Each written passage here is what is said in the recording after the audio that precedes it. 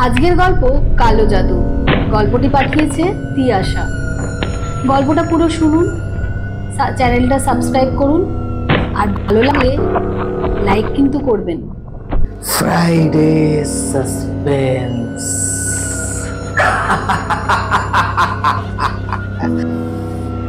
শুধুমাত্র মেডিটা লেজেন্ড ওয়াইটি চ্যানেলে। রাত 9টায় আসবে গল্পের ধারা, রহস্য, প্রেম আর হাসির খেলা সারা। কোন জীবিত মহিলার মাথা কেটে তার খণ্ডিত অংশ অর্থাৎ মগজ দিয়ে যে কোনো মানুষকে বশ করা বা তার কোনো প্রকার ক্ষতি সাধন করা সম্ভব। সেই বিদ্যা একে ভয়ানক সুদূর প্রসারী প্রভাব ফেলতে পারে। ঘটনাটা এই প্রেক্ষাপটেই লেখা হয়েছে। আপনি আমায় একবার বলুন বাবা, যে আমি কি করতে হবে? কাজটা কিন্তু অতটা সহজ হবে না। তোকে একটা বিশেষ জিনিস জোগাড় করতে হবে। পারবি? বিশেষ জিনিস? কিন্তু সেটা কি? মাথার মগজ। এসব কি বলছেন আপনি? মগজ দিয়ে কি হবে? একটা কুমারী মেয়ের মগজ প্রয়োজন। তুমি যার উপর কালো জাদু করতে চাইছো তাতে এর থেকে মোক্ষম ওষুধ আর কিছু হতে পারে না। কিন্তু আমি কোনো জীবিত মানুষের মগজ কোথা থেকে পাবো? দেখো, কাজটা তোমার কাছে যতটাই গুরুত্বপূর্ণ আমার কাছে ততটাই গুরুত্বহীন। যদি নিজের উদ্দেশ্য পূরণ করতে চাও তো এটা করতেই হবে। দাবির শেখ মাথা নিচু করে বসে আছে। কিভাবে কি করবে কিছুই ভাবতে পারছে না সে। কি বসে কি ভাবছো? কিছু না বাবা, আপনি আমাকে 1 সপ্তাহ সময় দিন। যে করেই হোক কোনো কুমারী মেয়ের মগজ ঠিক জোগাড় করবো আমি। কবিরাজ বাবা আমানজান ঈষৎ হাসলে। ঠিক আছে, তবে তাই করো, আমি তোমার অপেক্ষা করব। এবার এসো। দাবির শেখ কবিরাজ আমানজানের বাসা থেকে বিদায় নিয়ে সোজা নিজের বাসায় যায়। বাসায় তার 7 বছরের একটা মেয়ে আর গর্ভবতী স্ত্রী আছে। দাবির শেখের ফিরতে ফিরতে রাত প্রায় 9টা বেজে আছে। বাসায় এসে দেখতে পায় স্ত্রী নার্জিনা ঘুমিয়ে গেছে, মেয়ে নায়রা এখনো ঘুমায়, বাবা ফেরার অপেক্ষায় বসে রয়েছে। দাবির শেখ আর কোনো কথা না বলে মেয়েকে হাত ধরে তাকে নিয়ে বাইরে বেরিয়ে পড়েন। বাবা, এত রাতে কোথায় যাইতেছি আমরা? কথা না বলে চুপ করে থাকো আমি যান, আমার সাথে চলো। দাবির শেখ তার মেয়ের হাত ধরে বাইরে বেরিয়ে পড়লেন। তার একটাই লক্ষ্য, যে করেই হোক একটা কুমারী মেয়ের মাথা জোগাড় করা দরকার, আর সেটা যে কোনো মূল্যে করতে রাজি সে। কুমারী মেয়ের মাথার মগজ দিয়ে সে কাউকে কালো জাদু করতে চাইছে, আর তাকে এই কাজে সর্বোত্তভাবে সাহায্য করবে ওঝা কবিরাজ বাবা আমানজান। দাবির শেখ কাকে কালো জাদু করতে চাইছে আর কেন, সেটা আমরা আরো পরে জানতে পারবো। এখন পরবর্তী ঘটনায় আসি। দাবির শেখ তার মায়েকে ধাক্কা মেরে একটা ঘরের ভিতরে ফেলে দিল। আব্বাজান, এটা কি করছো তুমি? আমার বাড়ি নিয়ে যাও তুমি। চুপ কর আমি যান, আমি এখন কোথাও যেতে পারবো না। আমি আম্মার কাছে যাব। আম্মা, তুমি আম্মা, তুমি কোথায় আম্মা? দাবির শেখ মেয়ে নায়রা প্রচন্ড ভয় পেয়ে কাঁদতে লাগলো। এখন কেঁদে কোনো লাভ হবে না আমি যান, খোদার কসম খুব ভালোবাসতাম আপনাকে, কিন্তু আমার কাছে আমার সাথে থেকে বড় কিছু যে নেই, নিজের মেয়েও না। দাবির শেখ তার মেয়ের হাত পা একটা রোগী দিয়ে শক্ত করে বাঁধলেন। তারপর একটা রুমাল দিয়ে মুখটাও বেঁধে দিলেন, যাতে গলা কাটার সময় গোঙানির আওয়াজ না বেরোতে পারে। কোর্টার ভেতর থেকে একটা ধারালো ছুরি করে দাবির শেখ ছুরিটা দিয়ে মেয়ের দিকে ধীরে ধীরে এগিয়ে যাচ্ছে সে। নায়রার চোখে দুটো বড় বড় করে নিজের হাতটার দৃশ্য দেখা ছাড়া আর কোনো উপায় ছিল না। তার ভয়ার্ত চোখ নিজের মৃত্যুর জন্য প্রতীক্ষা করে যাচ্ছে। দাবির শেখ ধীরে ধীরে তার মেয়ের গলাতে কাটতে লাগলো, যাতে কোনো মানুষ কোরবানির পশু জবাই করছে। এতটুকু পাপ অথবা অপরাধ ছিল না তার ভেতর। এরপর দাবির শেখ তার মেয়ের কাটা মাথা থেকে মগজ বের করে একটা ব্যাগের ভেতর রাখলো। মেয়েকে কোনো রকমে গর্ত চাপা দিয়ে ঘটনাস্থল থেকে দ্রুত সরে পড়ে। লোকচক্ষুর আড়ালে সে ওঝা বাবার কুটিরে এসে হাজির হলো। বাবা, আমি আমার কথা রেখেছি। এই দেখুন, আমি কুমারী মেয়ের মাথার মগজ নিয়ে এসেছি। এবার আমার কাজ হবে তো? আমান চান ধীরে ধীরে চোখ মেলে তাকান।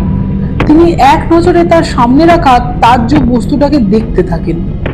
কাজ হবে তো বাবা? আপনি কোনো কথা বলছেন না কেন? আমার ক্ষমতার উপর থেকে অবিশ্বাস জন্মালো তোর? রাগান্বিত স্বরে আমান চান দাবির শেখকে বলতে লাগলেন। আমায় ক্ষমা করুন বাবা, আমি তো শুধু আপনাকে জিজ্ঞাসা করছি মাত্র। ঠিক আছে, এখন বাসায় যাও, তোর কাজ হয়ে যাবে। ভেবে নে, তোর শত্রুর দুর্দিন আসছে, আজ রাত থেকেই শুরু হলো। আমান চান একটা রেখা এঁকে তার উপর কতগুলো চুল, মানুষের নখ, হাড় ইত্যাদি তার উপর রাখলেন। উনি কতগুলো মন্ত্র উচ্চারণ করতে এই রেখাটা তার উপর আগুন জ্বেলে উঠল। আমান চান টাটকা মগজগুলো আগুনের ভেতর রাখলেন। তারপর নিজের চোখ দুটো বন্ধ করে দিয়ে গভীর ধ্যানমগ্ন হয়ে গেলেন। দাবির শেখের বাসায় ফিরতে ফিরতে প্রায় সকাল হয়ে আসে। বাসার মেন দরজা ভেতর থেকে বন্ধ করা। কলিং বেল চাপতেই ভেতর থেকে কেউ একটা দরজা ধীরে ধীরে খুলতে লাগলো। এর পরবর্তী দৃশ্য দেখে দাবির শেখ হা করে তাকিয়ে। থকা ছাড়া উপায়ও ছিল না। ভয়, বিস্ময় আর আতঙ্কে নিজেকে পাহাড়ের মতো ভারী মনে হচ্ছে। তার সামনেই নায়রা হাসি মুখে দাঁড়িয়ে আছে। আব্বাজান, সারা রাত কোথায় ছিলে তুমি? দাবি শেখ নিজের চোখকে বিশ্বাস করতে পারছেন না। যাকে গতকাল রাতে নিজের হাতে শেষ করে দিয়ে এসেছে, সে এভাবে বেঁচে কিভাবে ফিরতে পারে? দাবি শেখ কাঠ হয়ে দরজার সামনে দাঁড়িয়ে রইলেন। হঠাৎ নিজের স্ত্রী নার্জিরার ডাকে ভোর কাটে তার। কি ব্যাপার, সারা রাত কই ছিলেন আপনি? আর নায়রা, নায়রা কোথায়? নায়রা কোথায় মানে? ও তো এতক্ষণ চোখের সামনেই ছিল আমার। আপনার মাথাখানা কি পাগল হয়ে গেছে? আপনি নিজেই তো কাল রাতেই তারে নিয়ে বাড়ি হয়ে গেলেন। দাবির শেখ স্ত্রীকে জবাব দেবে দেখে ভয় পাচ্ছেন। সে আর এতক্ষণ চোখের সামনে যেটা দেখলো সেটা কি নিতান্তই মনের ভুল? সবকিছু মাথার উপর দিয়ে যাচ্ছে দাবির শেখের। কি হইল, কথা কানে গেল না? তোমাকে সব বলতেছি, আগে এক গ্লাস পানি দাও তাড়াতাড়ি। ঠিক আছে, আপনি ভিতরে আয়সা বসেন, আমি নিয়ে আসতেছি। দাবির শেখ চেয়ারে বসে পানির জন্য অপেক্ষা করছে, আর স্ত্রীকে কি জবাব দেবে মনে মনে ঠিক করেছে। হঠাৎ দেখতে পায় কেউ একটা পানির গ্লাস হাত বাড়িয়ে দিয়েছে তার সামনে। দাবির শেখ ঘুরে তাকাতেই দেখতে পায় নায়রা তার সামনে পানির গ্লাস নিয়ে দাঁড়িয়ে আছে। ধরফর করে উঠে পড়লো সে। মেয়েকে কিছু একটা বলতে যাবে, ঠিক তখনই রান্নাঘর থেকে একটা চিৎকার আওয়াজ ভেসে আসে। দাবির শেখ দৌড়ে রান্নাঘর দিকে ছুটে যায়। স্ত্রী নিজেতে পড়ে পেটের ব্যথায় কাতরাচ্ছে দেখে প্রসব বেদনার মতোই মনে হচ্ছে, কিন্তু এত তাড়াতাড়ি বাচ্চা ডেলিভারি হবার কথা নেই। ডাক্তার যে ডেট দিয়েছে তাতে প্রায় এখনো 1.5 মাসের মতো বাকি। দাবির শেখ আর কাল বিলম্ব না করে স্ত্রীকে হাসপাতালে নিয়ে যায়। কি ব্যাপার ডাক্তার সাহেব, আমার স্ত্রীর চেক আপ হয়ে গেছে? দেখুন, ব্যাপারটা খুব দুঃখজনক, তাও আমাদের দায়িত্ব আপনাকে বিষয়টা জানানো। কি হয়েছে ডাক্তার? আপনার স্ত্রীর পেটের বাচ্চাটা উল্টো দিকে ঘুরে গেছে। যত তাড়াতাড়ি সম্ভব অপারেশন করতে হবে, নয়তো মা আর সন্তান কাউকে বাঁচানো সম্ভব হবে না। আমার স্ত্রী আর সন্তানকে বাঁচান ডাক্তার, ওদের যেন কোনো ক্ষতি না হয়। আমরা চেষ্টা করছি যথাসাধ্য। কথা শেষ হলো, ডাক্তার ভেতরে চলে যায়। দাবির শেখ ওয়ার্ডের বাইরে দাঁড়িয়ে আছে। হঠাৎ তার ওঝা বাবার কথা মনে পড়ে।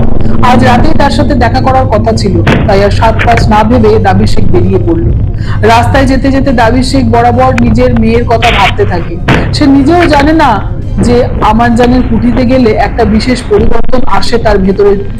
চাইলেও নিজেকে নিয়ন্ত্রণ করতে পারে না দাবির শেখ। মেয়েকে শেষ করে দিয়েছে সে নিজের হাতে।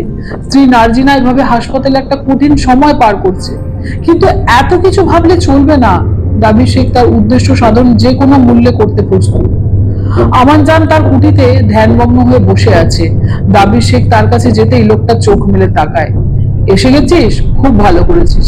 হ্যাঁ বাবা, আপনি আমায় একটা জরুরি কারণে তলব করেছিলেন। আমান জান ওনার এক ভৃত্যকে ইশারা করতে লোকটা ভেতর থেকে কিছু একটা নিয়ে আসে। এই কাচের শিশিটা রাখ। কি এটা বাবা, কি আছে ভেতর?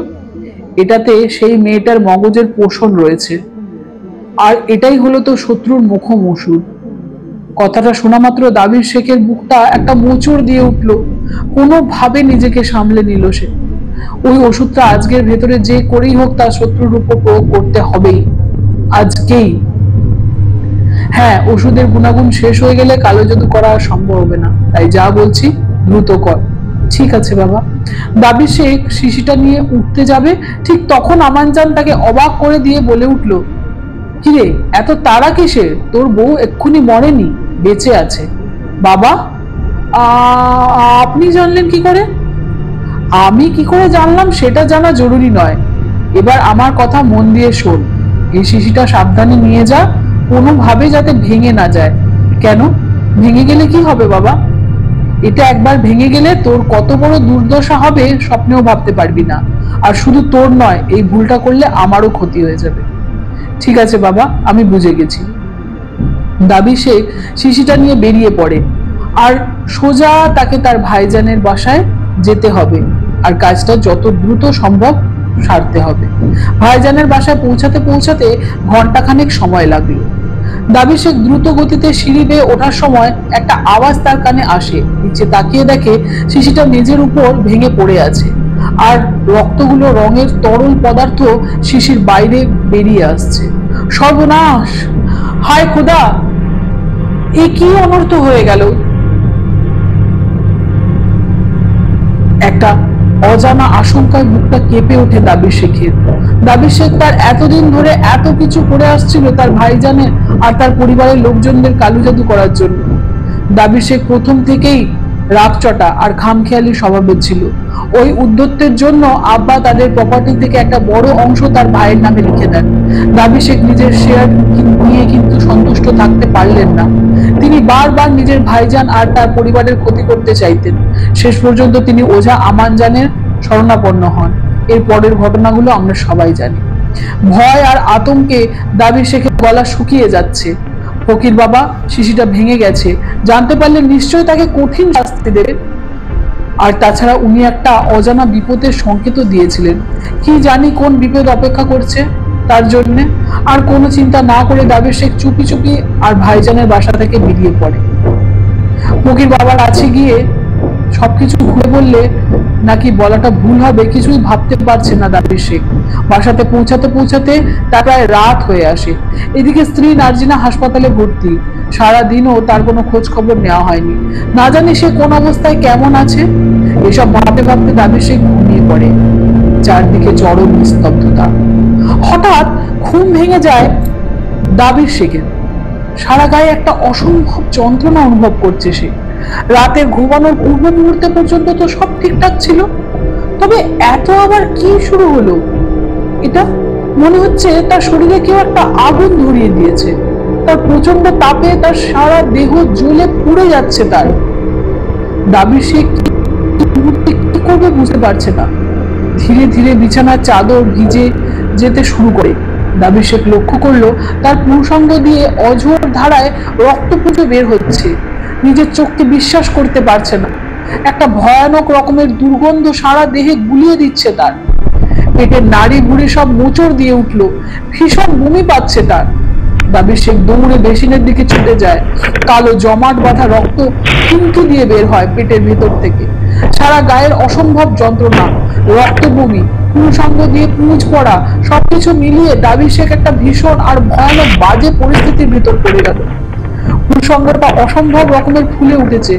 যদিও পুঁজ পড়া কিছুটা কমেছে, দাবি শেখ উলঙ্গ হয়ে পানি নিয়ে পুরুষাঙ্গ সহ সারা দেহ পরিষ্কার করতে লাগলো। পরের দিন সকাল হতে না হতেই দাবি শেখ ওঝা বাবার কুটিরে ছুটে যায়। আমায় বাঁচান বাবা, আমার উপর দয়া করুন, এই অসম্ভব যন্ত্রণা সহ্য করতে পারছি না। এখান থেকে দূর হ হতভাগা, তোর কারণে আমার এত পরিশ্রম বিফল হয়ে গেল। আর একটা কথা বললে একেবারে শেষ করে দেব। হ্যাঁ, কিছু করতে না পারলে অন্তত এইটুকু করুন আমার জন্য, মেরে ফেলুন আমায়, তাও এই যন্ত্রণা থেকে মুক্তি তো দিন। দাবি শেখ আমানজানের পায়ের উপর গিয়ে পড়ে। নাটঙ্কি বন্ধ কর এবার, আর যা বলছি শোন। কি বাবা? এই যন্ত্রণা থেকে মুক্তি পাবার একটাই উপায় আছে। আমি জানি না তুই কার মাথার বুকের কলিজা মগজ নিয়ে এসেছিলি, তবে তুই যে কুমারী মেয়েটাকে হত্যা করেছিস তার বাবার বুকের টাটকা কলিজাই রক্ষা করতে পারবে তোকে। আরো একটা কালো জাদু। এসব কি বলছেন বাবা? কিন্তু কোনো কিন্তু না। তোর কারণে আমি নিজের সর্বনাশ করতে পারবো না। আমার অবস্থা তোর মতো হবার আগে ওই মেয়েটার বাবাকে খুঁজে বের কর। ওর বুকের কলিজা চাই আমার, আর সেটা যে কোনো মূল্যে। দাবির শেখের মাথায় যেন বাজ ভেঙে পড়ল। উনি আর কোনো কথা না বলে আমার জানের কুটি থেকে বেরিয়ে পড়লেন। সারা গায়ে যন্ত্রণা ধীরে ধীরে বাড়তে লাগলো। আবারও সেই অদ্ভুত বমিটা পাচ্ছে। দাবির শেখ দৌড়ে বেসিনের কাছে চলে যায়। আয়নার দিকে তাকাতেই ভয় সরে পড়ে সে। তার পেছনে নায়রা দাঁড়িয়ে আছে। পেছন ফিরে তাকাতে কাউকেই দেখতে পায় না দাবির শেখ। তার মনে মেয়েকে শুধু আয়নার ভেতরে দেখতে পাচ্ছে সে। না, এটা হতে পারে না, তুমি এভাবে ফিরে আসতে পারো না, না এটা সম্ভব না। মেয়েটা তখনও দাঁড়িয়ে আছে। আস্তে আস্তে মেয়েটার ধর থেকে মাথাটা খুলে পড়ে যায়। ঠিক যেভাবে দাবির শেখ তাকে হত্যা করেছিল সেই অবস্থায় নায়রা তার সামনে দাঁড়িয়ে থাকে। নিজেকে স্থির রাখতে না পেরে দাবির শেখ একটা ফুলদানি উঠিয়ে আয়নাটার দিকে ছুঁড়ে মারে। ভেঙে খান খান হয়ে যায় আয়নাটা। কেউ নেই, আর কেউ নেই এখানে। এবার আর কেউ ভয় দেখাতে পারবে না আমায়। নিজেকে নানাভাবে সামলানোর চেষ্টা করে দাবির শেখ। ফ্যানটা ছেড়ে বিছানার উপরে শুয়ে পড়ে। কোনোভাবে ঘুমটা আসলে রাতটা ভালোভাবে পার করে যাবে, সে ভাবনা সেই কাজ। ধীরে ধীরে ঘুমিয়ে পড়ে দাবির শেখ। রাতে তার ফোন কলের আওয়াজে ঘুম ভেঙে যায় তার। হসপিটাল থেকে এক নার্স ফোন দিয়েছে। উনি জানান দাবির সাহেবের স্ত্রী নার্জিনা একটা মৃত ছেলের সন্তান প্রসব করেছে। কথাটা শুনে দাবি শেখ আর নিজেকে সামলে রাখতে পারলো না। হাও মাও করে কেঁদে দিল সে। খোদা, এটা কি করলে তুমি? তুমি আমার সাথে এত বড় অন্যায় করতে পারো না। সব আমার পাপের ফল। একটু পর আবার একটা ফোন কল আসে। আমার জান, বাবা এত রাতে কিসের জন্য তলব করছেন তাকে? হ্যাঁ বলুন। আজ আমি শেষ করে ফেলবো তোকে। তোর একটা ভুলের কারণে আমি নিজের সমস্ত বিদ্যা হারাতে বসেছি। পথের ভিখারে বানিয়ে দিয়েছিস আমায় তুই। ছাড়বো না, আমি তোকে ছাড়বো না। আমার সবকিছু শেষ হয়েছে বাবা। আপনার কথা রাখতে আমি আমার নিজের সন্তানকে শেষ করে দিয়েছি। হাসপাতালে আমার স্ত্রী মরা বাচ্চার জন্ম দিয়েছে। আমি তো শেষ হয়ে গিয়েছি। আপনি আমায় আর কি শেষ করবেন? ও, তার মানে আমার যার বুকের কলিজার দরকার ছিল সেটা তুই। আরে তুই তো আমার থেকেও শয়তান। আমি নিজের ক্ষমতা তো হারিয়েই ফেলবো, তার আগে তোকে শেষ করবো। আমি কঠিন যন্ত্রণা দিয়ে মারবো তোকে। আমি দাবির শেখের হাত থেকে ফোনটা পড়ে ভেঙে যায়। দাবির শেখ নাক বায়ু পথ বেয়ে রক্ত ঝরতে শুরু করে। ধীরে ধীরে সারা শরীর অবশ হয়ে আসতে থাকে তার। এই তীব্র যন্ত্রণা আর সহ্য করতে পারছে না দাবির শেখ। পেটের ভিতর থেকে কিছু একটা বের হয়ে আসছে। দাবির শেখের মুখটা হাঁ করতেই একটা লম্বা সাপ তার মুখের ভিতর থেকে বেরিয়ে আসে। নিজের চোখে বিশ্বাস করতে পারছে না সে। দাবির শেখ তার কান চোখ দিয়ে তাজা রক্ত পড়তে লাগলো। পাগলের মতো এদিক ওদিক ছোটাছুটি করতে থাকে দাবির শেখ। খুঁজতে খুঁজতে একটা ভেতর দড়িতে দাবির শেখ। ব্যাস, দড়িটা সিলিং ফ্যানের সাথে শক্ত করে বাঁধলো দাবির শেখ। এরপরে যা হবার তাই হলো। পরের দিন লোকজন তার বাসার দরজা ভেঙে একটা ঝুলন্ত লাশ উদ্ধার করে। মানুষ লোভ অথবা প্রতিহিংসার বশে নিজের লাভ উঠানোর জন্য নিজ থেকে নিচতর কাজ করতে কুণ্ঠাবোধ করে না। কিন্তু তার পরিণামটা একবার ভাবার চেষ্টা করলে হয়তো তার ভূপৃষ্ঠ এসব কালো জাদুর মতো অসৎ চেষ্টা একটুকুও কমত। এটা একটা গল্প হলেও কালো জাদু অনেক মানুষের একরকম সর্বনাশ ডেকে এনেছে, এটা সত্য। তার প্রমাণ আমরা পেয়েছি এর আগেও। গল্পটা ইচ্ছে করলে আরো বাড়ানো যেত, কিন্তু গল্পের সক্রিয়তা বজায় রাখতে আপাতত এখানেই সমাপ্ত। Friday suspense.